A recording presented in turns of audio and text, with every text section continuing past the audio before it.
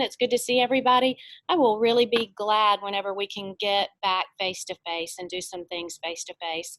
Zoom has been wonderful to have and during this crazy time, but it sure would be nice to be able to hang out together and, work closer in proximity to one another than having to do Zoom all the time.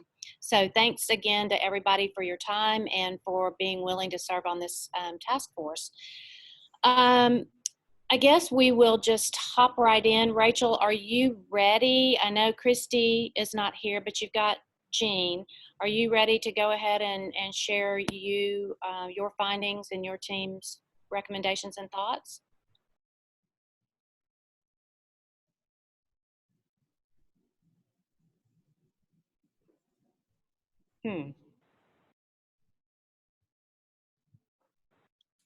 She may be on mute. Oh, I'm sorry. I was on mute. Okay. If you fell into the abyss or something there, so. All right. So no, sorry, I was on mute. We can pull it up. I just dropped it in the way you sent it to me. Will that work? Yeah. Okay. Yeah. Perfect. Yes. All right. Perfect. Then Jordan can pull it up and we can look at it that way together. So we'll let you take the lead, go from here. Sure. So we had 3 code sections. The first code section was basically deals with charter school enrollment. It overlapped a little bit with some of the enrollment task force work from earlier in the fall, and Christy was on that task force, so we did have a discussion with her about what the findings of that task force were and the feelings of everyone. So I made a chart for our team where you see on the left-hand column the actual code section, and then for each item in 37, 28, 23, you see either a short description of what the language is about, or you see the actual language. And then in the right-hand column, you see what we have proposed from our working group. So for the first 4 items, we basically said no change. We didn't think that there was any language in there that was particularly problematic or controversial. The biggest thing was in 37, 28, 23, 5, which is the section that deals with the underserved student composition. So the edit, which is on the right-hand side, is in red line. So the part of it that is text that has a strike through, that's language from the old code that we are striking through, and then new language is just in red text. The first sentence, we actually took the first sentence and broke it into 2 sentences, because the way that the first sentence of that section reads is a bit awkward, and we thought we would be able to clarify it a little bit and also take care of some of the issues that Christy and the rest of us talked about with the section. So the new language the section would start: the school-wide underserved student composition of a charter school collectively must reflect the underserved student composition in corresponding grade levels of the school district in which the charter school is located. The school-wide underserved student composition of a charter school should be at least 80% of that of the comparison school district's composition in corresponding grade levels. So let me tell you the significance of what we did. So the first thing that we talked about was the fact that there was a situation with a school earlier where if a school is a new school, or if it is just a school, especially if it is a K1 or K2 or K3 school, it's going to have a lower rate of identification for special education students than a district that is K12, based on the timing of when kids are identified to be served. And then there's also the national, there's been some national research on charter schools may be better at providing intervention services for very young children to prevent them from needing to go into special education. So one of the things that Christy talked about was that the hard thing about doing a grade by grade comparison, so for example, a kindergarten versus in the charter school versus a kindergarten in the district, is that at the middle school level, where they might have a more evenly matched population because kids are already identified when they're coming into the charter school at that level, doing a fifth to fifth comparison means that 1 or 2 students moving in or moving out may throw your percentages off, even though school-wide you have plenty of students with IEPs. So that's why we've inserted the language, the school-wide underserved composition, as well as the corresponding grade level. So we're sort of addressing both of those concerns where we're looking at a grade span comparison. So if you're a 5 to 8 school, we're going to look at the 5 to 8 composition in the school district, and we're going to look school-wide. So it's not a grade level by grade level comparison. And then the sentence after that, so it inserts the word school-wide in a couple of places, and it takes out the references to an applicant, because we don't have any applicants that would be enrolling students. By the time that anybody is enrolling students, they are an approved charter school, so it's just unnecessary, and we decided to go ahead and take that out. And then the last thing that is relevant is if you scroll down, I don't know who has it. Is it Jordan? Yeah. If you scroll down, we also have the another situation that we discussed, which was what should charter schools do if the school district that they're being compared to has an over-identification problem, basically. They have been over-identifying students for special education, and now the charter school is being compared to a school district that's been over-identifying, which gives the charter school an incentive to over-identify, which would be backwards. And so we had this insert of language to say if a comparison school district is under a federal or state required remediation plan due to disproportionate identification of students with disabilities, the authorizer must consider the impact of disproportionate identification in the comparison school district. When determining the appropriate level of students with disabilities, a charter school must enroll in the school-wide underserved student population. So this would be language that would direct the authorizer to take it into account through the framework and other regulatory processes if we are in a situation where the comparison school district is over-identifying. And Jean did go back and talk to the Office of Special Education about whether or not MDE sets hard targets for school districts that are in this situation. And Special Ed came back and said, no, they're not hard targets. They're required to take 15% of their IDEA funds to address the problem of over-identification, but they're not really hard comparison targets that we could set. So that's why we've left it more up to the authorizer to determine an appropriate level through the regulatory process, as opposed to set any sort of hard and fast language in the law. This one is a really big one. So are there questions about this one? Yeah. I have a question. Oh, I'm sorry, Lisa, go ahead. No, go ahead. I just wanted to say that this one is really important because the Student Enrollment Task Force, of course, did address this one in particular with respect to all the things that that you said, Rachel, around enrollment by grade, enrollment collectively, and as well as even the language around who is the underserved child, right? So students with disabilities or free lunch or that kind of thing. So we even talked about that. So I really want to get a lot of feedback from the task force here because this is a little different than what came out of the enrollment task force. So I'm looking forward to hearing everybody's discussions and thoughts around this. Mm-hmm. And there is at the bottom of this table where we also had a paragraph for discussion where we went and looked at the definition of underserved student, which is in a different part of the code, although it is referenced here. Right. And therein, we did discuss the issue of the way that the underserved student is currently defined. It's defined by part of it is defined by the percent of students in the federal free lunch program. And with the community eligibility provision, we are now seeing that the numbers on that rapidly change, because once you get to a certain level of identified student percentage, 100% of your kids can participate in free lunch. And this is causing lots of problems all over the education sector, outside of charter schools and nationally.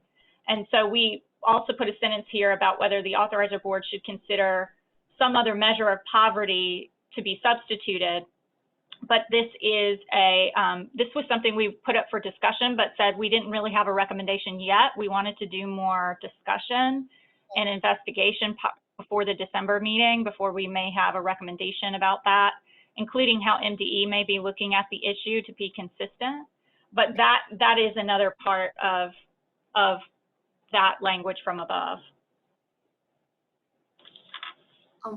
This is Avery. I was just going to ask on the A part, since that is just basically a request that the authorizer consider that, isn't that something that would be easier to just include in the framework and into our regulations versus including that as part of a statutory change? I don't know. It just seems like that would be. Where are you asking? Which part? Are you asking about the yellow highlighted part? 5A. Your recommendation for 5A, which simply is stating that the authorizer should consider that. Since it's just a consideration of something, shouldn't that, I mean, couldn't we just accomplish that by doing that in the framework or maybe and also in our regulations? Are you, so you're talking about below the amendment where it says insert? Where, yes, where you proposed 5A. Maybe I'm not following. So, isn't it 5A? Yes. Okay. Yes, I was just trying to make sure that I understood where you were. Yeah, so, that was just a comment. I mean, I'm just saying that maybe that would be something that would be very easily added to the framework and regulations versus having to do a statutory change. I actually feel strongly that it be a statutory change. And the reason is because the statute is not clear at all that it provides the authorizer this ability to consider over-identification. And making it a statutory change where you say the authorizer must means that not only does the authorizer have the power, but it's directed to consider it as part of the framework. And so as we see, you know, different board members come and go, as we see different administrations come and go, and frameworks come and go, putting it in legislation has a different effect than simply changing it in the framework. And I think this is one of those issues that is important enough to be in the statute, even if the implementation of it is left up to a framework. This is where we came down on it. And, you know, so I'm interested in what other people have to say, but I do think it's important that it go in legislation. Rachel, I have a question, and maybe this is for you or Jean. How would we know, let's say there was an OCR complaint and a district was dealing with over-identification, disproportionality of some sort, and under a corrective action plan, how would we know what the appropriate number to look at would be, number one, and well, I guess number one, if they even had one, and number two, then how would we target that number? How would we decide what was the appropriate comparative number? So for either one of y'all.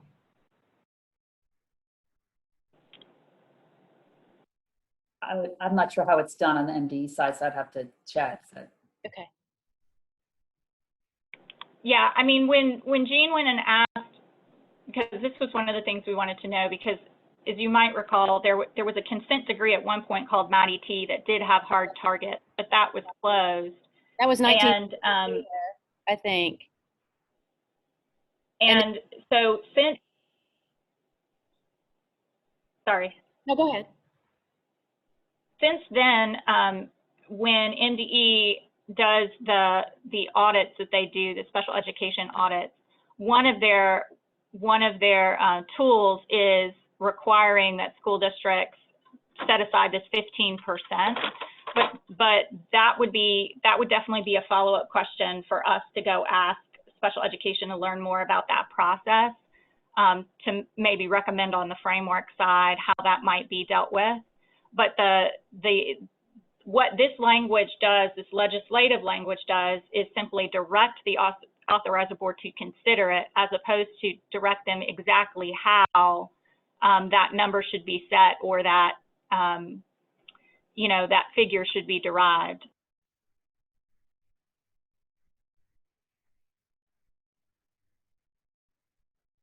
So on that 15% set aside, is that from special ed, is that for one or the other? Because there's always a set aside for administrative, there's always a set aside, off the top. In special ed, is that for either or, like early intervention, and or if you're in corrective action, you have to set aside that percentage? Or are there multiple set asides for different situations?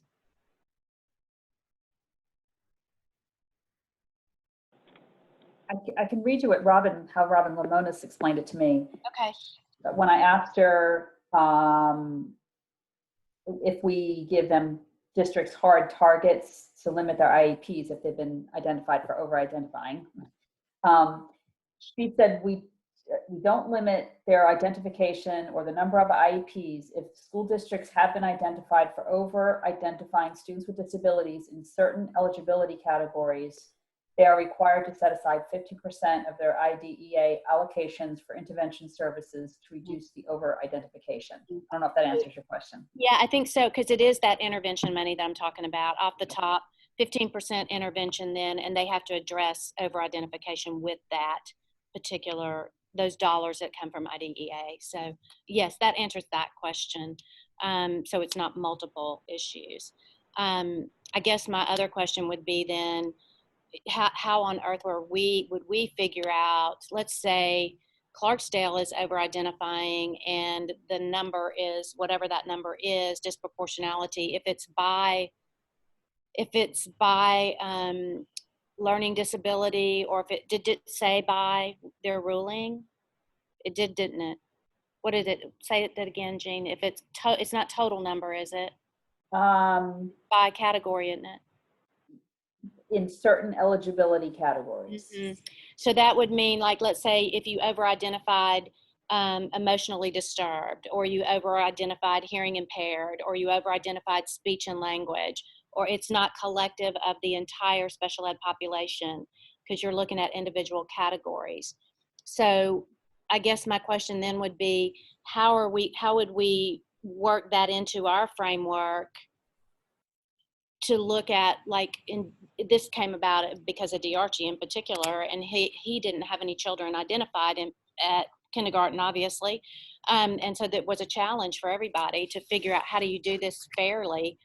And then I guess my question is going to be, how do you get to the granular level of data for comparison? And then how do you equitably assign that so that you're fair to the charter school? I think if we can agree that that this consideration is important and it should be clear in statute that it needs to be part of it, I think we can have further discussions. I don't think we have to solve that right now. I also don't think it's an unsolvable problem. I think it involves work with MDE. I think it involves, potentially work with Jackson Public Schools or whatever the school district is. I think the question that I would just pose here, and I do think this is important, is should it be clear in the statute that with this specific category, special education, we're being compared to the local school district, and if they actually, the federal government, right, or the state government has seen that they are over-identifying in some way, shape, or form, then like that has to be part of the consideration.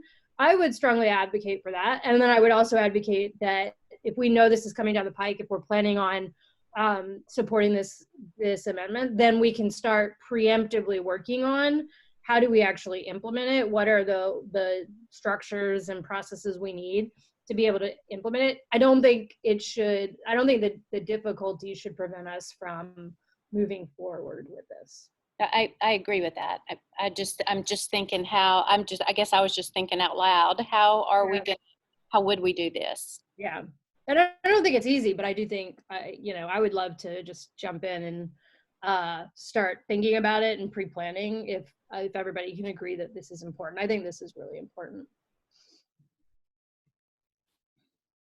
Rachel, and you all discussing the not just around special education, but in discussion the the free federal lunch, the community eligibility, we had previously discussed this several times during our site visits to the schools, simply because, you know, we were trying to track that they had that 80%, but that community eligibility kind of masks or typically like hides the actual number that they have there. So did you all receive any feedback around us still like continuing to use that, or was that a concern from the schools as well?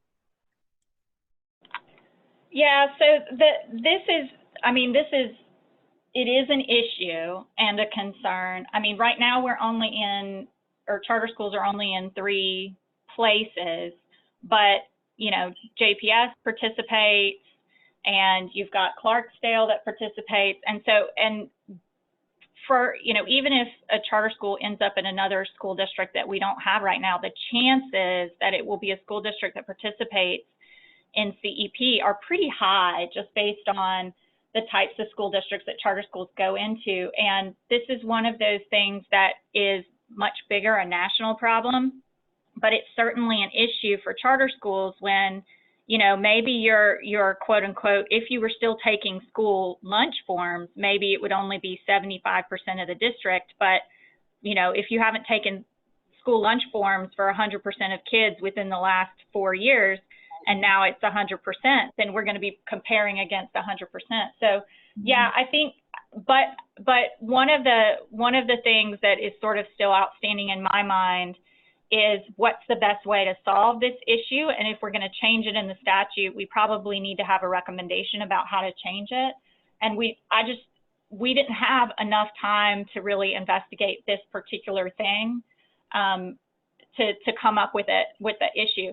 You know, one of the questions that I have for MDE is that the 5% in MAP is also based on free lunch. And I'd like to know from MDE how they're dealing with that issue as that free lunch percentage gets to be more, you know, less stable over time because of CEP, and how they're going to deal with that issue in MAP to determine that people are getting their 5% for low-income students through MAP. And if we could align the way that we're looking at it with the way that MDE is looking at it for MAP, I think that would be ideal. But as far as I know, there hasn't been a change in MAP about that. And this was one of the reasons why I thought we should do maybe some discussion and then investigation. Jean, do you know off the top of your head, like how people are thinking about it? I don't, but I'm going to make a note to find out. It also impacts Title I, because you have to turn in your free and reduced lunch numbers, and your Title I allocations are based on that. So if you're turning in 100% every time, it would impact that as well. Yeah, and that's why it's an issue that's so much bigger than charter schools. But I think the biggest thing is that we want to have alignment. You know, we don't want to have a different definition of poverty than what everybody else has. That's right. I agree. Rachel, am I remembering correctly when Ed Build came in and there was conversation about changing the formula? And am I remembering correctly that one of their recommendations was to use the census, and there was a lot of pushback about that? Yes, that's correct. They wanted to use the census poverty rate. And the issue with that in Mississippi is that our school districts are so small and so rural that the census poverty rate for our school districts is very noisy. So it jumps around a lot from year to year, which is not good for school districts trying to make consistent plans. And so there was some discussion about the identified student percentage. There was some discussion about, you know, some other measures. And, you know, what they ended up doing in the Ed Build legislation was saying a 3-year rolling average for the census poverty number, and using that in the bill. But I think it was one of those things where, you know, it probably would have evolved over time if that legislation had passed. Thanks. I was thinking that there was something around that, so. So that was why we said, you know, we want to come back in December and maybe have at that point in time, maybe we'll have some better answers around this. But there was one other part, if you can scroll up, there was one other thing that we also looked at. 37, 28, 23, 8, and then 8D. So one of the things that Christy brought up was that the legislation requires that charter schools give an enrollment preference to kids who fall into one of the underserved student categories. And right now, it's basically like you have to give that preference and you have to keep giving that preference. And there was some interest in changing it to give charter schools more flexibility so that they can give that preference until they meet their required percentages, and then have the option to give the preference or not give the preference after that point in time. And so this was the edit to accomplish that goal.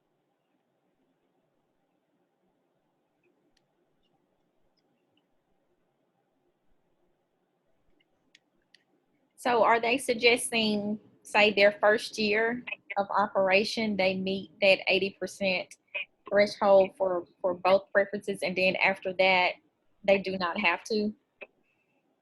No, what this language would do would be that for every single year, you must give an enrollment preference until you meet your requirement for that year. And then after you meet that requirement for that year, you no longer have to give that enrollment preference.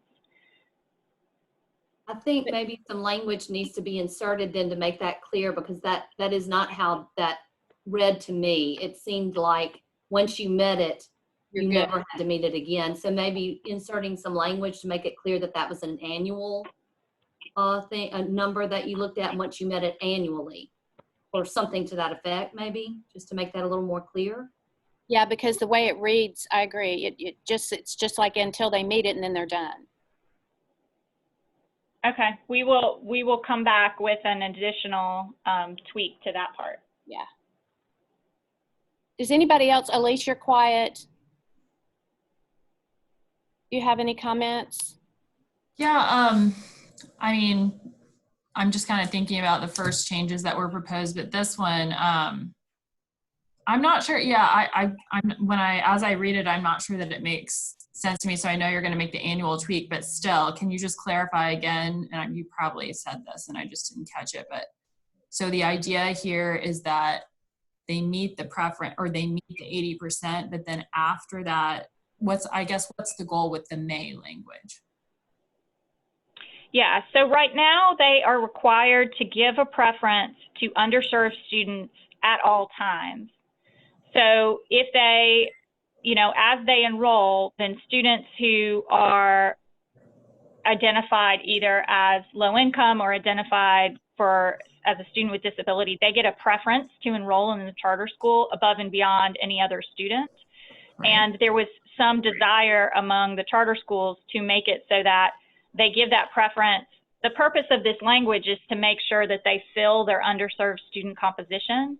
And so there was some desire to the charter schools that once they have filled that requirement for the year, that they then be allowed to it be, first come, first serve, or off the lottery waiting list or whatever after that point, and they don't have to give a preference if they don't want to. But if they wanted to continue to give the preference, they could. That's why it goes from a shall to a may. I guess I'm still just wondering why did they feel that they couldn't do that before? Why the need for the extra language? Yes, because the way that the previous section reads, it simply says a charter school shall give an enrollment preference to underserved students to ensure the school meets its required underserved student composition. And according to the charter schools, that means for them that they have to do it all the time. And this was something that was brought up for our consideration. I think Kevin. Did Christy join the call? No, I don't see that Christy's with us. I was going to say, I think Okay. Kevin was up in the enrollment task force, didn't he? I think so. I think it was Kevin.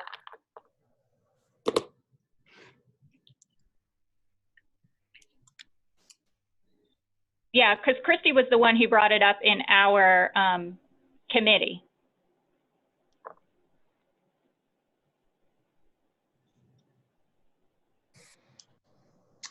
Yeah, I'm not, I don't get that from the language, so I guess I just fall into the camp that agrees. Some, maybe if we could tweak the language to make that clear, that would be helpful.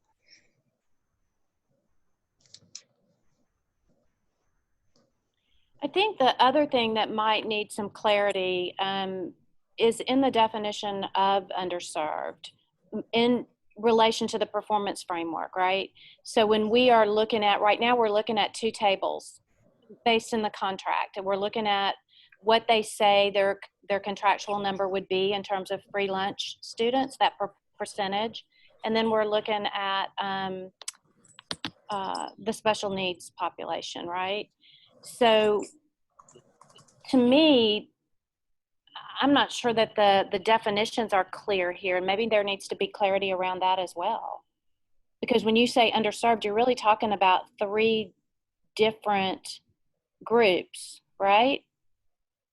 Because you're talking about your special needs population, you're talking about your children who are defined in that language. Where is that? In section 5.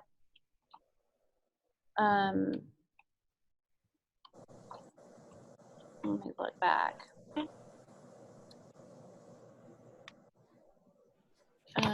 Are you talking about the definition in 372850? No, yeah, 3728. Okay, yeah. Yes, it does say, it says free lunch. Those who qualify for at-risk funding under the MAEP, which you were talking about earlier, and so the students identified as having special needs. So you're really talking about 3 different groups.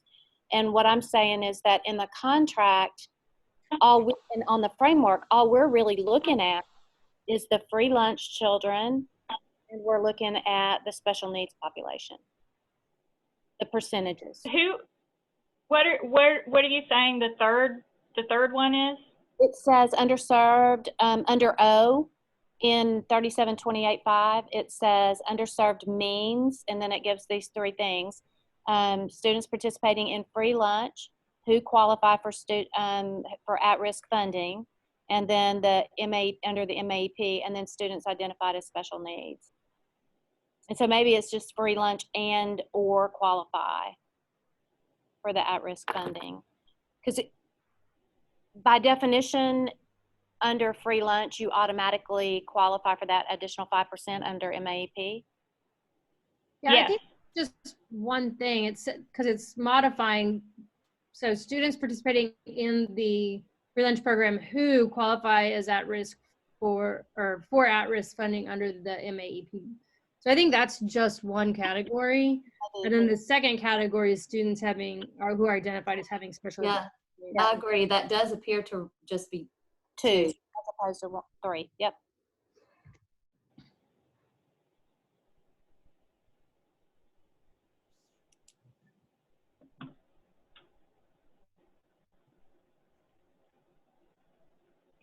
So why don't we come back in December with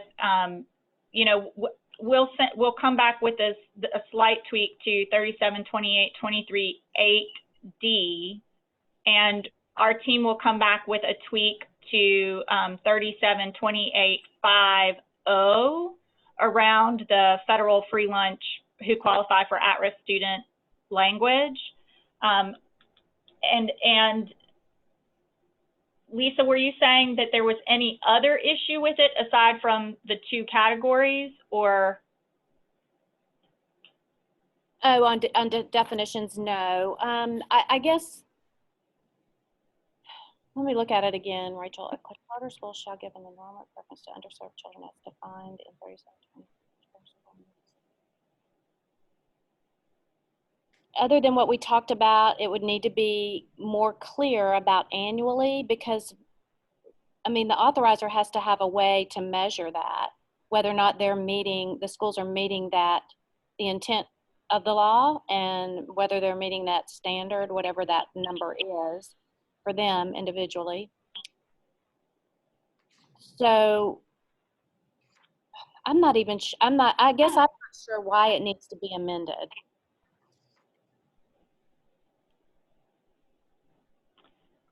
Of 8D. Yeah. Yeah. So this, you know, I feel like I'm trying to explain what the issue that Christy described, and she's not here to describe it herself. I mean, Jean, do you Yeah, do you want to jump in with? I was just thinking about like, so right now what it's, and this provision makes me concerned because I don't know how we are handling it as a network, I'll be honest.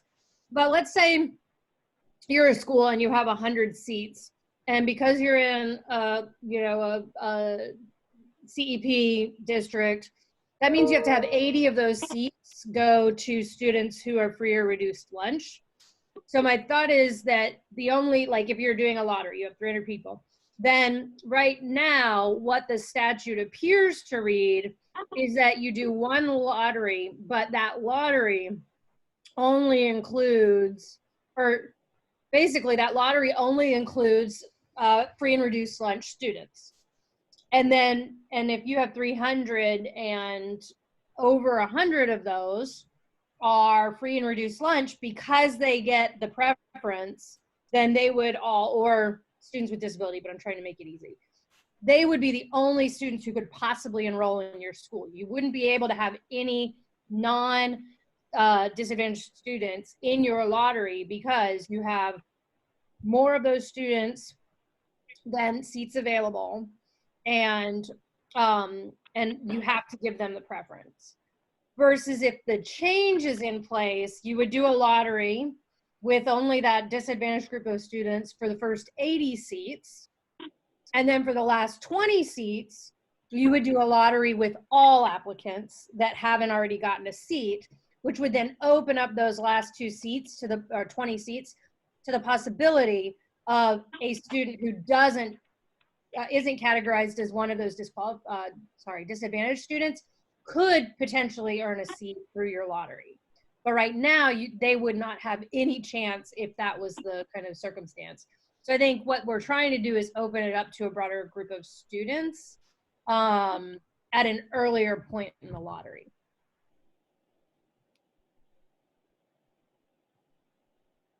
Should I do a visual for that?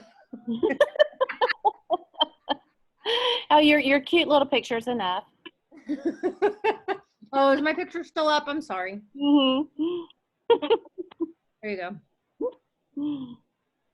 Yeah, Jean, I was gonna see if you could recall anything else that Christy said when she brought this up. I really don't. I'm getting it's making sense to me that this may not have been needed in what Elise said, that, you know, basically you have to meet the requirement, and, you know, make sure you meet that required, that required number or target. And then it should be implied, it could be, I could see how it's implied that after that, there's more flexibility in who you enroll. So I can't say it better than you've recapped, Rachel. Sorry. Yeah, I think even with Katie's description, I still am just wondering why you need the language at all. And I'm not really talking about the until versus the to ensure, because I think maybe that's where the crux of the change is. Is that right?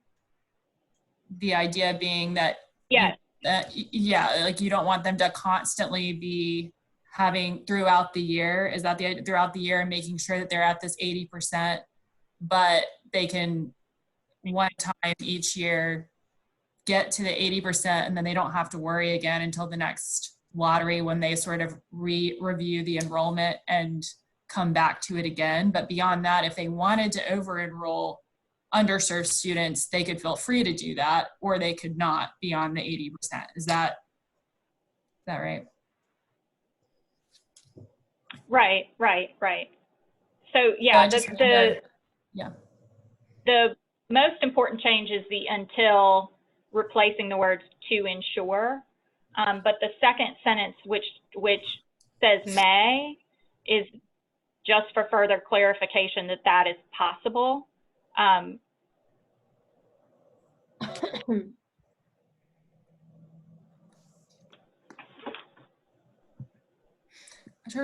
As charter school shall give an enrollment preference to underserved children as defined until the charter school meets its required underserved student composition annually, or something like that, I guess is the hope, that this is a one-time thing. I think, yeah, I mean, I'm open, but I just think may language when the opportunity is implied is not necessary to me. So I think that's the only point I'm trying to make there.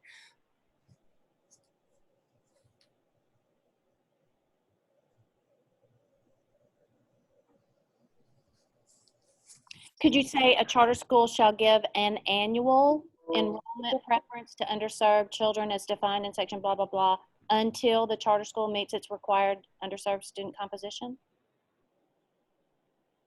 Yes, I think that is a fine way to deal with the annual issue. Do you want to just plug that in, Rachel, and then the next time we meet, we can flesh out any other details? And I really hate Tamala and Christy are not here, but we can discuss this some more the next time if that works. Sure. Okay. All right. Well, then are we good to move on then? I want to be respectful of everybody's time, and we've got about 15 minutes left. So. Yeah. Let's move on because we've still got to get to. So this next section had a lot of different types of things in it. This next code, for the most part, our 3-person task force did not see anything that jumped out at us as something that really needed to be changed. When I opened it up and asked the other charter school leaders, I had somebody pose a question, but it wasn't really a necessarily an edit. So the person asked in 372843.5, the current language says, or sorry, not 5, that should say 6. Subject to the approval of the authorizer, a charter school may contract with an accredited online course provider for the delivery of virtual courses to students enrolled in the charter school. And the person who posed the question said, why is that particular thing subject to the approval of the authorizer when typically curriculum and those types of instructional choices are part of our autonomy? And so they wanted to know, or they were posing the question about whether or not that was necessary, that subject to the approval of the authorizer. And the answer, the historical answer to that question is probably that the virtual school issue was highly controversial in 2013, and so someone probably put in that language to make legislators feel better. But so that's probably the historical answer. But in terms of whether or not that is necessary is, I guess, up for this whole task force to weigh in on. Yeah, I think it depends on what you're talking about, because the Department of Ed has the online virtual courses, MOCA, and those require an application. So I think if you're talking about one course, that's one conversation. I think if you're talking about an entire school model, that's an entirely different conversation and a need for an approval. Because, or like if you're talking about an ESP, right, you're talking about a provider that's going to come in and provide all of your online courses for you, which technically becomes a virtual charter, right? So I think it depends on the question to some degree, and maybe the purpose. Well, if someone was applying to deliver all of their courses virtually and be a virtual charter, they would have to apply as that, right? Because they didn't, if they, 3 years in said, all of our classes, we're just going to go completely virtual, we're going to be a virtual school now. Right. That obviously would not be within the performance agreement, right? So, but I think I would be for removing that for the sake of autonomy for schools who are saying, especially in a year like this year, I'm a fan of all of the flexibility that schools may need with their curriculum, especially, and for them to be able to move to that without having to go through an approval process, assuming that, they're not a virtual school, but they have the freedom to offer. And that's something that, but they have the freedom to offer virtual courses as they see fit. I'm fine with that and taking away that approval provision. That makes sense to me, especially this year.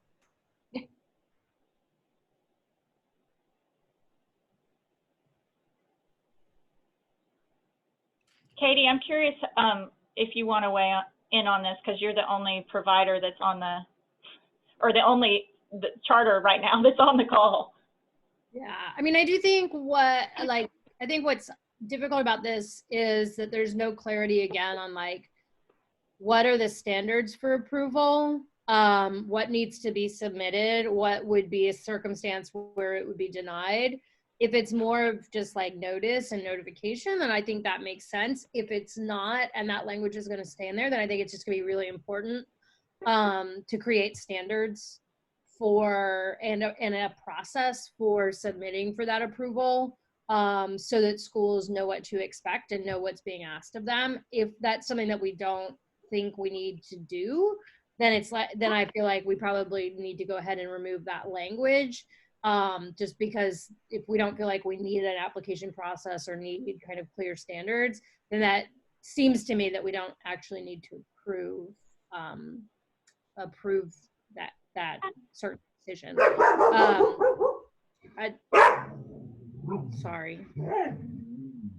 I'll pause there.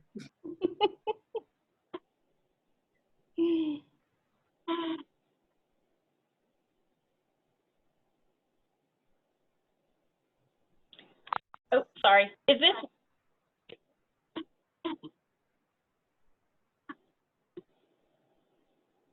Yikes. Sorry. Can you hear me? Yeah. Okay. So for this one, the person posed a question. They didn't really offer an edit. Where do you want our subcommittee to go on this one? Do you want us to go back and talk about it more? Do you want? What do you want us to do? Do you want to take a vote? I mean, I think that I feel like we need to have everybody on the task force to be able to make a decision about that, not just, we have one school represented right now. So maybe you can get some more clarification around that before we meet, and then we can bring it back up. Hopefully Christy and Tamala will be here. okay. If you were going to use the model that he has, it's already spelled out. There's an application, piece to it. So I guess if you were going to do that, use that model for clarification, Katie, I think we could probably follow along those lines. And going back to what Elise said about the virtual school, that I think that's why I said initially, it just depends on what you're talking about. If you're talking about offering English language arts at the 8th grade and using a virtual course to do that, you have that ability right now to do that through MDE and the courses that are already approved. But if you're talking about a whole school that's a virtual school, that's a different story. Well, but is there a process right now, Lisa, for maybe schools haven't used this, but if they don't even want to use a MOCA approved course, they want to use a different virtual course, let's say. No, there's not a process, to my knowledge. There was never a process developed. Okay, so no one's actually ever come to the board and said, "Hey, we'd like to do this." What's the? Okay. No. I think about our high school, Lisa, which obviously is here in Tennessee and not there. But in our high school, like there are certain courses that we're using a virtual provider for that specific course.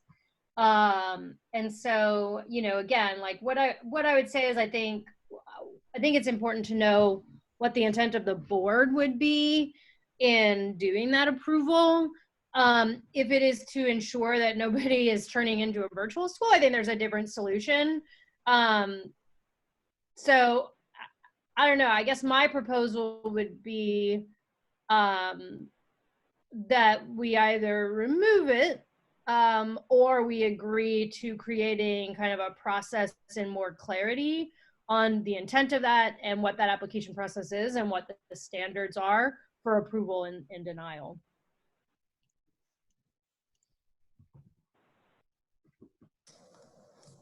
So it sounds like we should come back. I should go and take more intensive pulse checks from schools, and then our committee should talk about it and come back maybe with a specific recommendation on this issue. Yeah.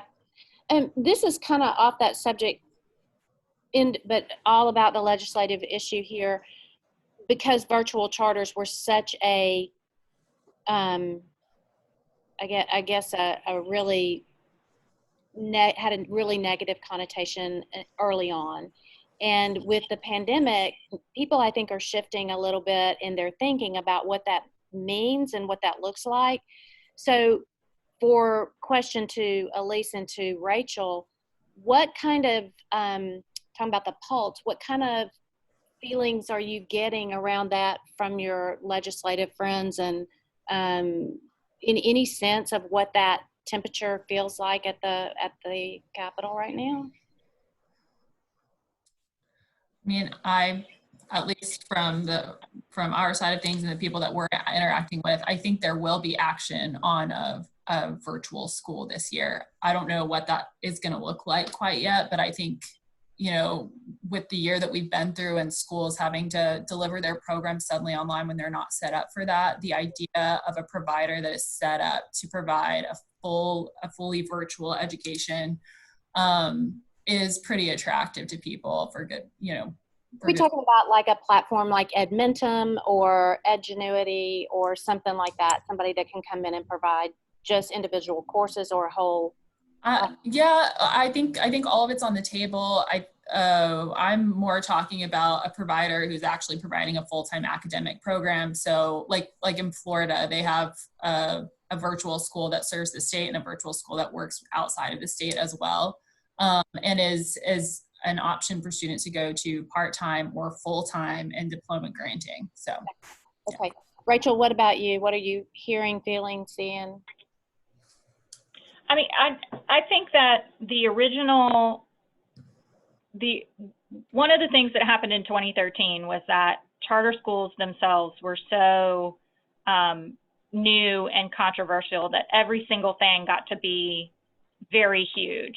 Mm-hmm. And one of the hugest of those things was the specter of entirely virtual schools. And I do think that the understanding of that has shifted in some time. But at the same time, there's also been some shifts nationally in how, in the performance of virtual providers nationally, they've been around longer, and some issues with it. And so, you know, ARA is pretty quiet about, at one point in time, there were people in the legislature who wanted to outright prohibit virtual schools entirely. And that language actually did not make it into the law. The law is a lot quieter on the issue than people maybe thought when the bill was passed. I think there was a belief that the law prohibited virtual schools, and it doesn't really speak to it. And I think that if there were like a virtual school provider that ever came to the authorizer board and said, hey, you know, we are a nonprofit, totally virtual school, like that could revive the issue where there might be some intense discussion about it. And you know, I think Elise is right. I think it's more likely that we will see that in this post-COVID era, and it might be worth some conversation about how the authorizer board would want to deal with that, and where the particularities of that would be, because right now this language really speaks to courses. I mean, Right. the word course is in that thing. And so although you could perhaps read it that somebody might try to do an entire school based on that one provision, that provision is really about individual courses. So yeah, I think it would be something that would be somewhat unpredictable in our legislature. I think there's more openness to the idea, but at the same time, I think it would be scary to people. I do too. Yeah, that entire language says, subject to the approval of the authorizer, a charter school may contract with an accredited online course provider for the delivery of virtual courses to students enrolled in the charter school. So you could probably interpret that as an entire model there, because it almost sounds like an external provider to provide all your services. Not in this little language right here about virtual courses, but in the entire language of 372843.6. So anyway, yeah.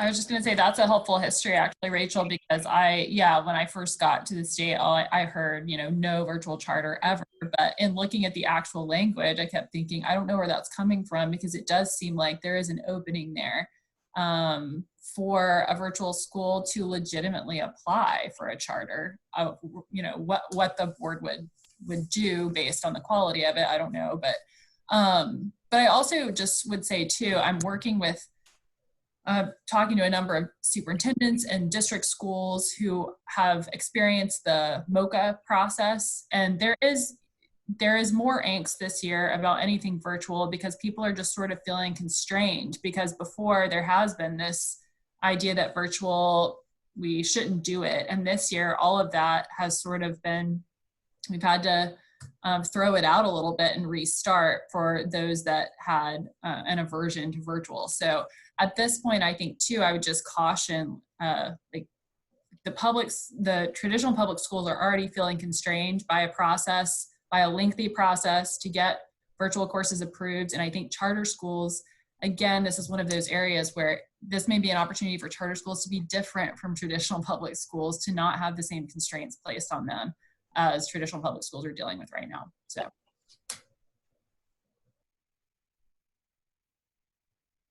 Okay, Rachel, are you good with that one? You can come back and bring us on the debate. Okay, all right, let's. Yeah, I think so. Okay, Katie Yeah, has so I guess we're down to just us now. Okay, well, so this one is about teachers. The last one is about teachers for qualifications of charter school employees in section 372847.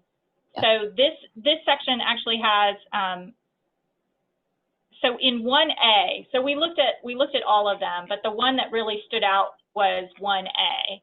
And that one is the language around the 25% exemption. And we had actually a fairly long discussion about this, because the 25% exemption is a good exemption, but there have been some significant changes in the way that teacher qualifications are dealt with since 2013 because of the passage of ESSA in Congress. And so before, we had highly qualified teacher, and we had no pathway to emergency or provisional licensure in Mississippi. And so there was really a necessity for this exemption. And now that has changed a little bit, and there's been some discussion about whether or not and how those provisionally licensed teachers, as well as licensed teachers teaching out of field, whether or not they should count or not count towards that exemption. And so we inserted 2 sentences to try to deal with some of these issues. The first is a new sentence: provisionally licensed teachers, as well as licensed teachers teaching out of field, shall not count against a charter school's 25% exemption. So those teachers would be not considered unlicensed as part of the 25%. And then the second new sentence would be: the authorizer may consider the small staff size of the school in determining what consequences to apply in cases where more than 25% of a charter school staff is unlicensed. So one of the other issues that came up was when a charter school is brand new and in its growing period, it has a very small staff. So the first year staff at a brand new charter school could be as few as 6 or 8 people. So when you're talking about a 25% exemption, you're really only talking about 2 people. And so you might easily break your 25% exemption with, you know, literally 3 people who are not licensed. And so this would not change the exemption. So it would not give, you know, different people with different levels of staff size extra exemption. It would simply say that the authorizer is allowed to, you know, maybe not apply as strong consequences for a school that has a very small staff size, and in a case where a single staff person could throw it out of compliance because the numbers are just so small. So, you know, Christy gave the example that when they opened, they had 8 staff people, and now she has a staff of 20. And so the 25% is obviously a very different number when you're talking about 8 versus when you're talking about 20 or 30 staff members. And so you have a little bit more flexibility that if one person were to leave, it's not going to, you know, throw your entire school's number off, whereas that could be the case if you had a smaller, if you were at a smaller school or a school that just opened. So that was those 2 sentences were the change there, and we had lots and lots of discussion about this particular issue.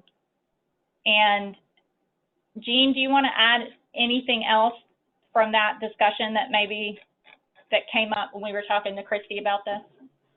Jean actually had to hop off for a 2 o'clock meeting. Oh, okay.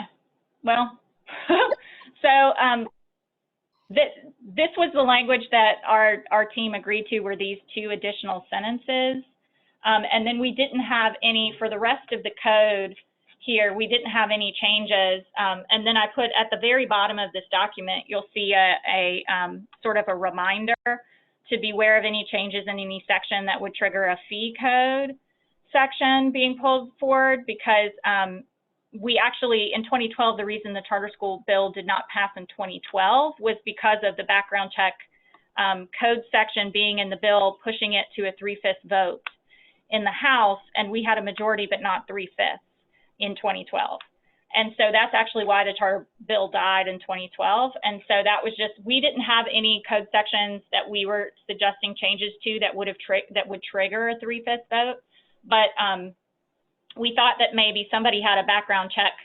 There may have been a background check issue for somebody else. And so we put that reminder at the bottom, but that's not really relevant to this issue of teacher. But it was something I wanted to say because I know we're running out of time before we lose any other people. Can I ask a question, since I am not, you know, in the trenches with all of you, just based on reading this proposed language? So does this mean that a school could have every teacher teaching that might possibly be provisionally licensed and or teaching out of field? Like their whole teaching staff could be provisional and out of field by including that language? Because that is currently possible. That is currently possible for it would be possible, yes. A provisionally licensed teacher can only be a teacher for 3 years. Right. Because they have the, MDE has like a very strict process about that provisional license. And so they actually have to become fully licensed within 3 years. Yes. For a teacher teaching out of field, that is only a 1-year allowance. And then they actually have to be making progress towards their license as well. So while it is possible, first of all, it would be highly unlikely. And second of all, it would not be, unless you like totally fired your staff and got a brand new staff of entirely provisionally licensed teachers, it would just be pretty unlikely that that situation would persist. Okay, but so this is to help accommodate a newly operating school primarily, because that's where you have this, you know, a smaller number of students your first year, you would think, and then also a smaller staff. Is that right? So the second sentence is certainly for that. So the first insertion is because there was some issue or some belief that people were concerned that if you are in a traditional public school and you have a provisionally licensed teacher, the teacher is considered licensed. They're just considered provisionally licensed, but they are not considered unlicensed. And there was some concern that a provisionally licensed teacher in a charter school is considered unlicensed. And so then it would be a different standard and a actually stricter standard for a charter school than it would for a traditional public school. And so that was where that first sentence came from, was making sure there was alignment between how MDE would look at a teacher, or the authorizer board would look at a teacher that is provisionally licensed or licensed but teaching out of field. Well, So then why does the statute just say unlicensed? Rather than having all this verbiage, if the intent is truly, you just don't want 25% of your teachers to be unlicensed, is that the intent that y'all are going for? Well, And currently the statute, I'm sorry, go ahead. No, I was saying, and that would also be in a lot, I mean, if you're saying MDE, what their intent is when they have their regs in place and statutes in place, is that they don't have more than a certain number of unlicensed teachers. Is that the intent that the group is trying to accomplish here, is to track what MDE is doing, which is not to have 25% or more unlicensed teachers? So yeah, MDE doesn't have like a regulation for a school that says you can't have more than 25% unlicensed teachers. But the issue is whether or not provisionally licensed teachers are the same as unlicensed teachers. And in the eyes of MDE, which grants the provisional license, they are not. And so this language would ensure that those people are considered in the same way by the authorizer board as they would be considered by MDE. Because at the time that this larger code section was written, there was no pathway to emergency certification. And so provisional license is post 2013 when this passed. And so this is just making sure that it's clear that provisionally licensed teachers and licensed teachers teaching out of field should not count against the 25% exemption. Okay, Rachel, I know where this came from, and Christy can correct me if I'm wrong. I think she's popped on. But this came through the authorizer's site visits this year. And we found a significant number of teachers who were teaching out of field. They were licensed, but they were teaching out of field. So for example, they might have a degree or a license, and it was a valid license through 2020 or through 2025 or whatever, but they were licensed in Spanish, or they were licensed in PE, and they were teaching 8th grade English. And so I wasn't 100% sure, because the law wasn't 100% clear, and nor was the framework on how to deal with that. And so what we did was, I went back to Crystal, who was, on the board before, and asked her specifically. And she said, and I probably still have my email from her, but her response was that a teacher that was teaching out of license would count against that charter school. So once we met that 25%. So, we get that they can have 25% who are not, but then beyond that, to calculate that final number, then those teachers would count against them, so to speak. So that's where this came from.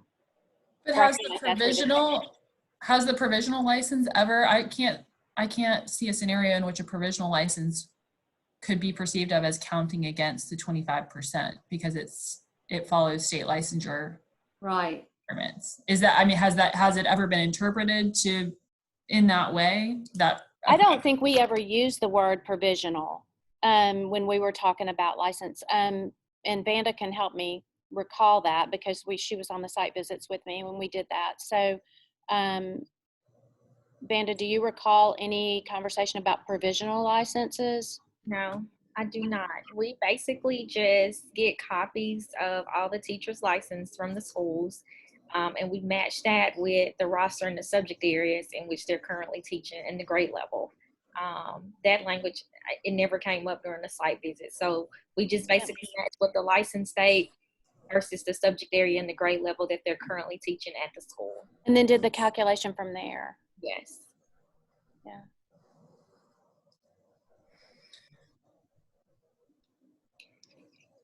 I'm not sure where that language came from, but Rachel, I have a question as well too. So with stating that the authorizer may consider the small staff size, so that would be subjective for the authorizer to decide what would an actual small staff size be considered versus what a medium or a large staff size, and how we actually would apply the framework to that particular site. Yeah, so that second sentence would give the authorizer the ability to say, for example, if a charter school was out of compliance with the 25% exemption, and it was due to, and they had a very small staff size due to maybe one teacher, to either defer consequences or give, you know, or impose less strict consequences based on the extenuating circumstances, which is the small staff size, as opposed to having to do hard and fast rules, because 25% exemption is pretty clear just based on numbers. And so that this gives the authorizer a little bit more flexibility in the application of consequences around the 25% exemption. The first sentence is different. It's about it's a definitional about whether or not that exemption is for teachers who are entirely unlicensed versus teachers who are simply not fully permanently licensed or have a standard license in their subject area and grade. And Christy, since you've hopped on, do you want to talk about this, because this was we had a long discussion in our subcommittee about it. Yeah, sure. So, because of course this has impacted us as well. And so I don't think, you know, I don't know that we were ever clear even before Dr. Lisa, Dr. Vanda, you all came on, as to whether an emergency license would count against that 25%. I think it was the assumption that that was included in the 25%. And so we would not need to go through MGE for that pathway for it not to count for the 25%. But, you know, and I guess, is there anything in, you know, the framework that could be, that could address this without having to do it, you know, by changing the statute? Now, you know, I will also tell you that with us, and I know several other districts, you know, struggle with this as well, is finding qualified teachers to go into the classroom. And so, and I can also tell you, you know, firsthand, is that we've had a handful of licensed teachers that were not good teachers.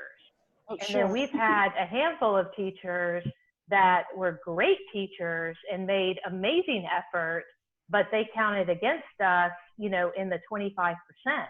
Yeah. So, you know, I can't say that you always see a direct correlation between a certified teacher in the area and the outcome. Yeah, I used to say this all the time. You can have a driver's license and not be a good driver, and you can have a teaching license and not be a good, or you can be highly qualified and I don't know who this is. And so, you know, as a charter school, I think this is an opportunity, you know, for us to have some wiggle room with that, you know, in terms of trying to find the best qualified and the best fit for teachers, you know, in our classroom. And Did so, y'all talk about, Christy or Rachel, did y'all talk about increasing that number as opposed to changing the language? So giving you some more wiggle room by 30% or anything like that? Did you talk about it? We didn't really talk about changing the 25%, although I think that everybody would be open to that. Mhm. At least the other charter schools would be open to, you know, moving to 30%, for example, or a different number. Chrissy, I think I saw you nodding your head. Mhm. Yeah, we would definitely be open to that. And I mean, I wouldn't mind seeing it be, you know, increased beyond 30%. Because like I said, just with, you know, with our experience, I can just say that I haven't always seen a direct correlation between the best person that needs to be in the classroom and one that's licensed. Right, right. And I think you're exactly right about that. I don't think you will always see that correlation. Maybe we need to So, consider that. so, Lisa, let me ask you, I mean, if we move that, would it just be ridiculous to think about moving it to 50%? I said that earlier today. You know, And the there are truth is, if we're there are not a getting handful of results, Go ahead, Elise. getting results, we're going to be closed down anyway. So it does, you know, we could have 100% of certified teachers, but if we don't get results, we're going to be closed. So if it wouldn't be unreasonable to even move that to 50. I don't think that's unreasonable at all. There are a handful of states that have the 50% exemption, and I think you could also just sort of, I mean, I'm all for clarifying where clarity is needed, but I just can't imagine that provisional licenses are not, I mean, they fit into state licensure requirements. So I think that could be done administratively or statutorily. But I think the 50% could fix a lot of these issues where you're trying to account for small school size and all of these licensure issues. And when, you know, it seems to me a greater flexibility point. I said that exact number today.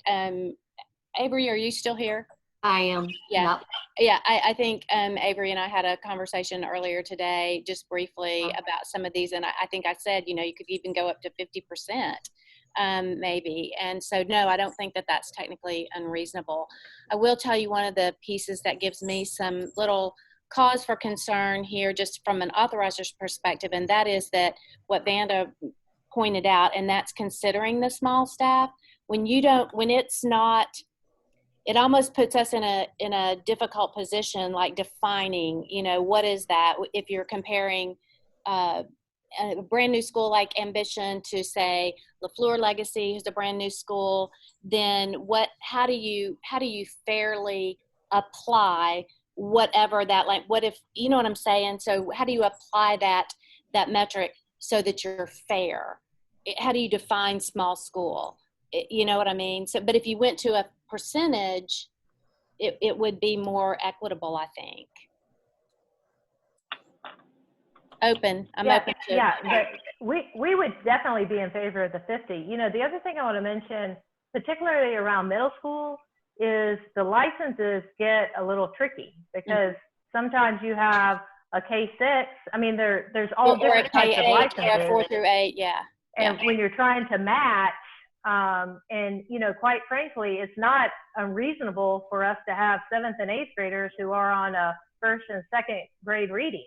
Oh, yeah. They miss the whole foundation. And so, you know, we will have middle school teachers that quite frankly don't know how to teach literacy to our students because they are at such low levels. You know, they're not at a middle school level. So, you know, this would offer, increasing it to 50 would also, you know, offer some flexibility, you know, around that area as well. It's just a thought, and I'm not trying to, I want to get thoughts from the task force. I don't want to, so I want to get your. I mean, I'm in support of moving this 25%. We ended up at 25% because of a compromise with some folks in the legislature who didn't want any exemption at all. Oh. And at a time when there was no pathway to emergency certification or any sort of, you know, interim certification, it was highly problematic in recruiting charter schools to not have any sort of exemption. And so we ended up at 25%, but there was really no magic to it. There was no, you know, research-based reason that it ended up that way. It was really more about the politics of it. So, you know, I'm supportive of moving it to 50% as long as we think we can speak with one voice and sell it to the legislature.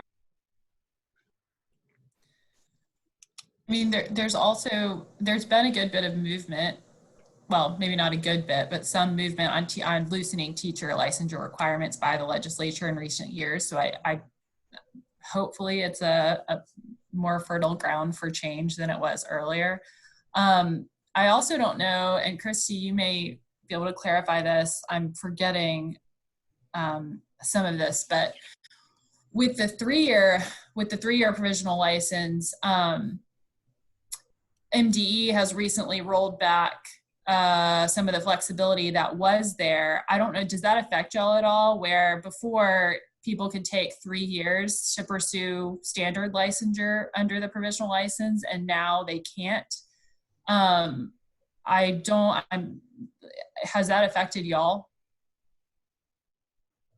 And do you know what I'm talking about? Yeah, not that I know of. Kevin would probably have a better answer for that.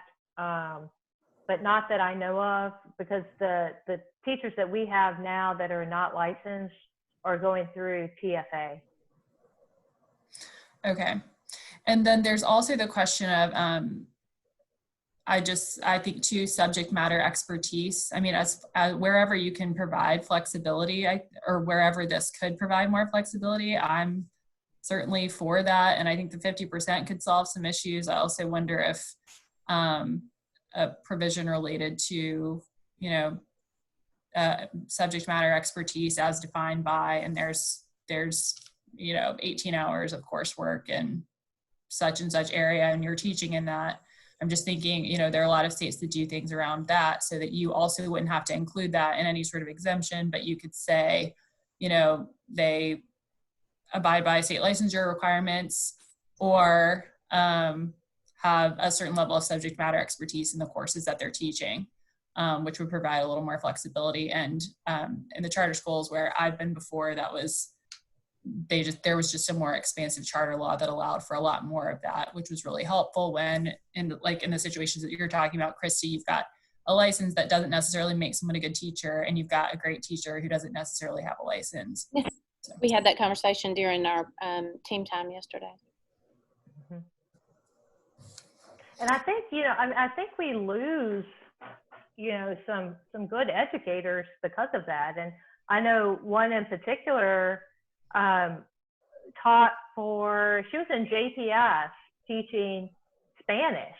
And she already had a master's degree from the country that she came from in education, but it was not recognized here. And so in order for her to actually get licensed to teach in public schools, she was going to have to go back and get another master's degree. And she said, and she loved, it was like she was teaching at Callaway, one of the high schools. She absolutely loved it, but she left and she went to St. Andrews because of the whole licensure. She didn't want to go back and get a second master's when she already had a master's degree in education. So, I just think we lose a lot of good folks like that. Okay, I'm going to play devil's advocate for just a minute while we're talking about this, because we all know there's a huge teacher shortage. And Lord knows what's going to happen after COVID with all of this. I mean, that people may leave, may retire. I know they're threatening to do such, but who knows what's going to happen. So having said that, if we open up something this significant and have to have, these are like, front page headlines, right? These are the kinds of things that will get attention. And being able to, like you said, Rachel, a minute ago, speak with one voice and make sure that we're all on the same page. Is this something that we're ready to bite off and potentially put up that whole us against them conversation again? You know what I mean? Because the only school districts that are getting any additional flexibility would be the districts of innovation, right? Around licensure anyway. So I think we have to consider, not that I'm not opposed to this, I'm just playing devil's advocate a little bit. I just think we have to consider the situation, the timing, and everything before we go too far into the deep end. Just a thought, really, a statement. And I mean, I'm totally fine. I'm totally fine with, you know, whatever the group decides. The one thing that I would challenge us, if not this year, but as we move forward, is that charter schools, you know, the whole idea behind charter schools is something different than traditional. And so if we, you know, are going to start aligning charter schools more with traditional, then what's the point of having a charter school? And I agree with you 100%. I Yeah. said this yesterday, and I think you're bringing up a great point, Christy, and that is this. If we are not more innovative going forward, everybody's perception is we've built a parallel system. And if we can't do something more creative and more innovative, we're going to end up down the path of having no charters. But going back to what you said, it's either you perform or you don't, right? So you have this flexibility and autonomy in exchange for high performance and high levels of excellence in your educational outcomes for kids. This is Rachel. So I think that we have to make sure that in whatever we put together for an actual bill, that we're not negotiating against ourselves. And if we really think it should be 50%, then we should put 50% as the ask. And if we get pushed back to 30% or 35%, we've still gained ground. Right. As long as we can all sort of agree on like what the message is around why this is necessary, and, you know, everybody supports it, and charter schools are supposed to be different and innovative, and they're held to a higher standard on performance, et cetera.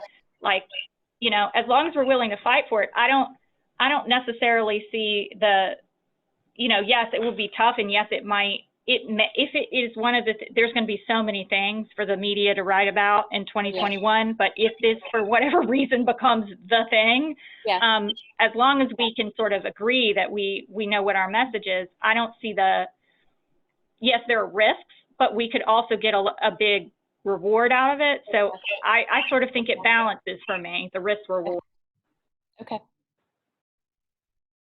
I agree. And I think too, to someone's earlier point, I mean, national polls show that 1 in 5 teachers are leaving the profession this year. We're running a teacher survey right now where over half of the public school teachers we're talking to are saying that they're going to leave, or they're considering leaving the profession as of this year. So I think, you know, anything that was the case last year is only any issues that were there teacher shortage wise are only exacerbated this year, and we're sort of being forced to rethink the teacher pipeline in ways that we needed to before, but now we have to. So charter schools should be at the forefront of that, and I think, yeah, I'm all for pushing for that. And there, yes, of course, being message solidarity, and but I think there are a lot of good messaging points this year that you would not have had last year if you tried to do this.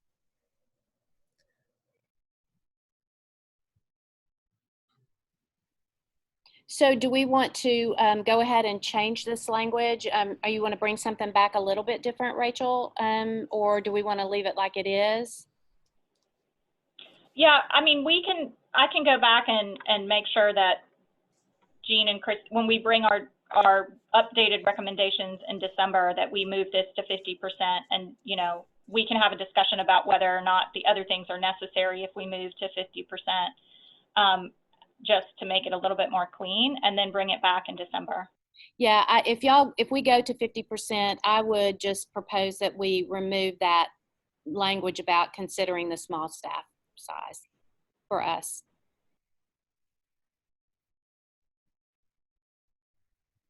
That's just my. Okay, I will make a note of that, and then we'll bring you back something before December. Okay. And okay. Elise's team is also going in December, right? Yep.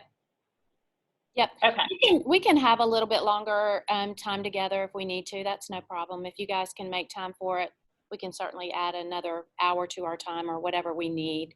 I think we had a meeting scheduled for January anyway to tighten up all of our last minute details. Let me look at our calendar. Pretty sure we had one scheduled.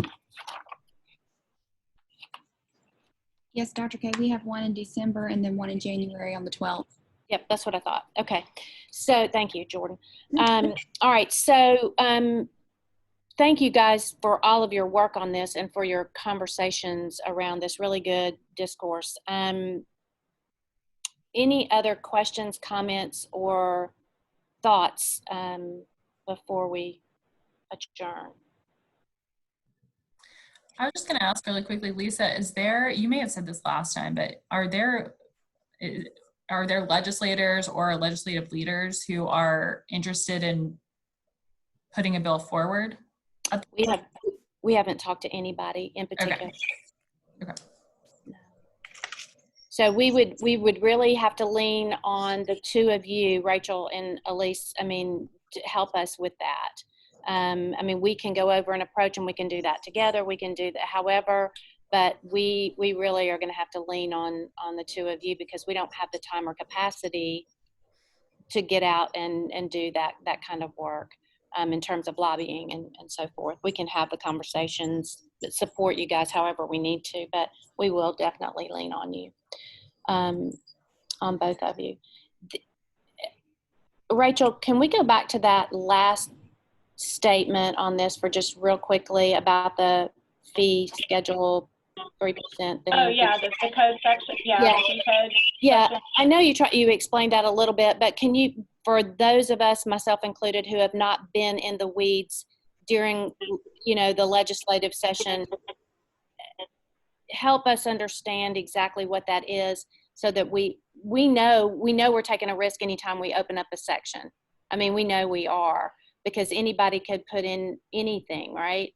It could come out looking worse than what we wanted to do going in.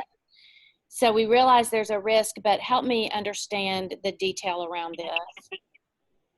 So in the House has different rules than the Senate, and the House has rules that are more strict than the Senate. And one of the rules in the House is that if you make a reference to a code section, then the code section must be pulled forward, and it's, that you have referenced. Mm-hmm. And one of the things that we did in the charter law, there is a section of the charter law that says something like charter school teachers have to comply with background checks as described in yada yada. Well, if you go and pull the yada yada, there is a $50 fee that is in the background code section outside of the charter school law. And one of the other rules in the House is that if you have a fee or a tax in any bill, it is then considered a revenue bill, and it must have a 3/5 vote instead of being general legislation, which is only a majority vote. And so because we required that charter school teachers have background checks, and because the pre-existing background check legislation that was referenced in the code was this teacher legislation that included a $50 fee, that pushed the bill from a majority vote general legislation to a 3/5 vote. Okay. And it was really, there was lots of consternation about it when it happened, and the Speaker's office didn't catch it until the last minute. And so we ended up having to pull the bill off the floor. It was kind of a disaster. But wow. The long story short was that our margin in 2012 was like slim. We were going to pass it on a 1 vote kind of margin. We certainly didn't have 3/5. So when we came back in 2013, we were a little bit more careful in how we did it. But also when we came back in 2013, we had more of a more support. So the 3/5, we were able to work it out. But that's one of those things where, I know that at one point in time there was some discussion about background checks, and the thing that you have to be careful of is if you change the code that makes that reference, when it goes to the House, it could get referred as a 3/5 bill. And right now, I do think that because, the Republican supermajority exists in the House, that we would have the 3/5. But it's just not something that you really want to sweat if you don't have to. So that was one of the things that when I was going through each of the codes that we were given, I was careful to make sure there was nothing that would have been a fee code section. Okay. But I didn't look at Elise's codes as well, so I wasn't sure whether or not her team got one that may have tripped that wire. But so it was something I wanted to write down to remember to say. Elise, do you know right off at the top of your head? You know, I don't think there was anything in our code sections about background checks, but I'll have to go back and make sure. But I'll definitely keep my eyes peeled for that. I didn't know that the background checks portion, I wasn't thinking about it triggering a fee and all of that. So that's a good reminder. I don't think there's anything in ours, but I'll make sure. Okay. Okay. All right. Thanks. Okay. Anybody else have any questions, comments, thoughts before we adjourn? Well, again, my thanks to everybody. I know this is, you guys all have lots and lots going on, and this is not the top of your priority list. So I appreciate you taking the time and energy and effort to make it a part of your priorities. And Rachel, thank you for leading it. And Elise, we look forward to hearing from you and your team next month then. And I guess I will not see you guys until December. So have a happy and safe Thanksgiving. Y'all too. All right. Okay. Thanks all. Thanks. Bye-bye. Bye. Bye.